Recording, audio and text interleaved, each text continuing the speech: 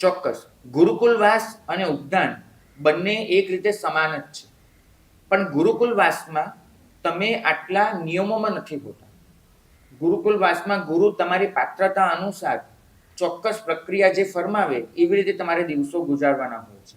અને મને તો તમને સૌને પ્રેરણા કરવાનું થાય કે ગુરુકુલવાસનો અર્થ દીક્ષાર્થી હોવો એવો ક્યારેય નથી થતો. ખાસ આ એક આપણી માનસિકતા થઈ ગઈ છે કે ગુરુ સાથે ગુરુકુલવાસમાં રહેવા કોણ જાય, તો જે દીક્ષાર્થી હોય એ જ જાય. પણ એવો અર્થ ક્યારેય નથી થતો. ગુરુકુલવાસમાં રહેવાનો અર્થ એ થાય છે કે તમે ગુરુની સંગે રહીને પોતાનું માનસિક અને આધ્યાત્મિક ઘડતર કરવા માંગો છો. તમને સૌને પ્રેરણા કરું કે દીક્ષાના ભાવ હોય કે ન હોય અલગ મુદ્દો છે. ભાવ હોય તો પણ અનુકૂળતા હોય કે ન હોય અલગ મુદ્દો છે. પણ વર્ષે ઓછામાં ઓછું એક અઠવાડિયું તો ગુરુના સંગે રહેવું જ જોઈએ. અને એ રહીને એમની સાથે વિહાર વગેરે કરવો અને સંયમ જીવનને નિરખવું કરવું.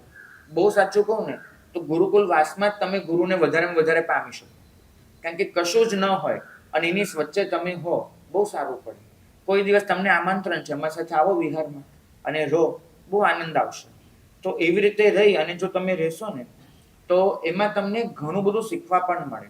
એ ગ્રામ્ય જીવનનો અનુભવ, ગામડું શું હોય છે અને વિહારમાં શું થતું હોય છે, એની સાથે તમને એ પણ જોવા મળે કે સાધુની 24 કલાકની દિનચર્યા કેવી હોય છે. અને આ બધા દ્વારા તમે તમારા આત્માને ખૂબ આગળ લઈ જઈ શકો. તો ગુરુકુલવાસ એક